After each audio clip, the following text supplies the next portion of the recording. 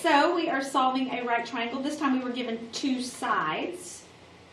So go ahead and set your triangle up.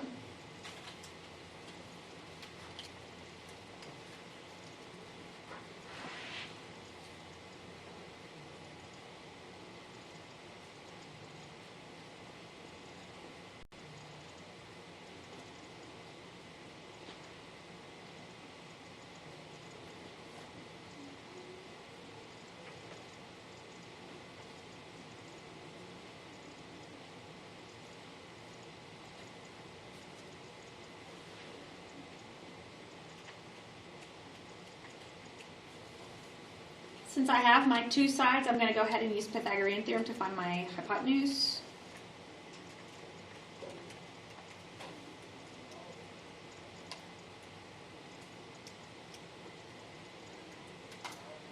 So side C ends up being 71.271. All right, so now I need to find angle A and B. It doesn't matter which one you find first. I can use my trig functions, and I actually know, so this is 71.271. I actually know all of my sides. So because A comes first in the alphabet, I'm going to find A first. So I'm going to call that my theta for a second. But this goes to what I was saying before. Whenever possible, use the given values. Well, 71.271, that's pink because I found it. They didn't give it to me. So if you can use the given values, use those because you have a better chance of getting that accurate result. So they gave me, as these pieces are related to angle A, they gave me the opposite and adjacent piece.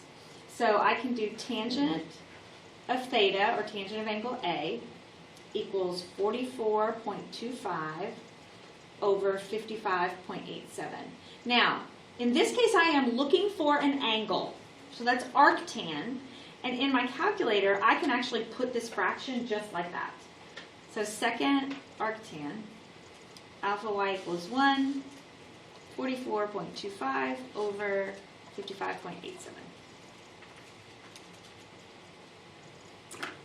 And so angle A comes out to be 38.380 degrees. And then we can find angle B by subtracting from 90. Nice.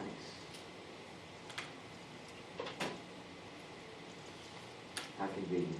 Yeah, it's nice. 51.620 degrees. And that's it.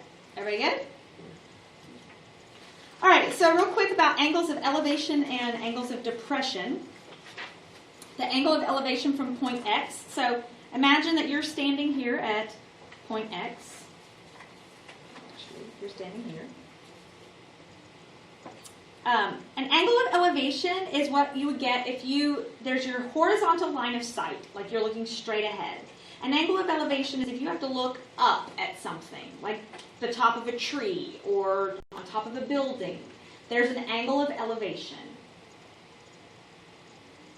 An angle of depression is the opposite. So again, this is my horizontal line of sight, but for whatever reason, maybe I'm standing on top of a building. Maybe I'm in a fire tower looking out for forest fires, and I have to look down.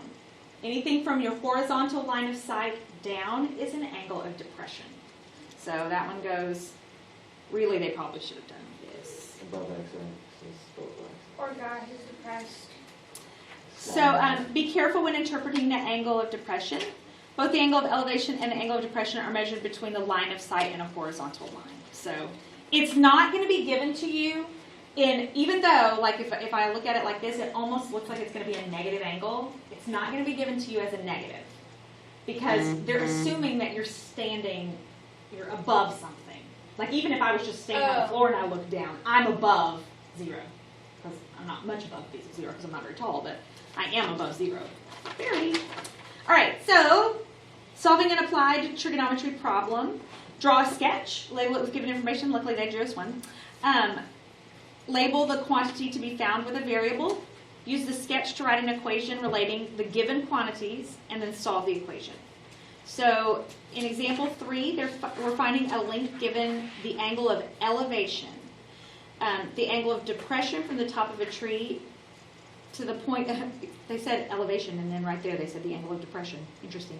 The angle of depression from the top of a tree to a point on the ground is 60.4.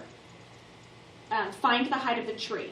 All right, well, a couple of things here. Find angle A. You can find angle A because that is a 90-degree angle. You can also, this is two parallel lines cut by a transversal. Ooh. So if this outside piece is 60.4, so is this. That's really cool. So it doesn't really matter which one you use. I can use angle A because angle A is going to be 90 minus 60.4. 29.6. So angle A is 29.6. So it doesn't matter which one you use. I am looking for the height of the tree, which if you can barely see it in there, it's B.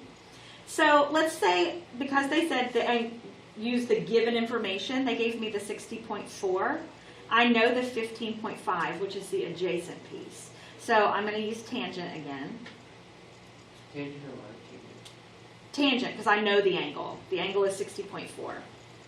So tangent of 60.4 equals opposite, that's the piece I don't know, B, over adjacent, which is 15.5. Nice. Solve before you put it in your calculator, it just makes it a little easier. So I'm going to multiply both sides by 15.5. And that cancels on the right-hand side, leaving me just B, which is what I'm looking for. And in my calculator, I can put 15.5 tangent 60.4. 27.3.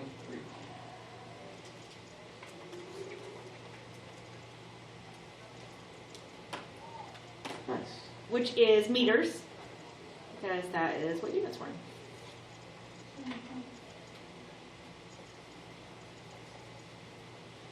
All right, last one. Find the angle of depression from the top of a 97-foot building to the base of a building across the street located 42 feet away. All right, so I have a building.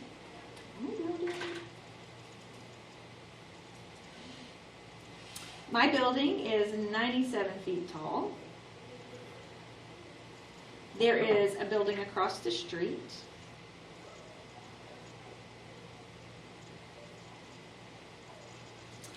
And this is 42 feet away. So from here to here is 42 feet. Can you scoot it up a little? Yeah. So I am looking for my angle of depression. So would it be like, So you have a horizontal line of sight. This line, this is the angle of depression. This is what I'm looking for. Well, remember, 90. if that's theta, so is this. And that I can find because I have the opposite and adjacent piece.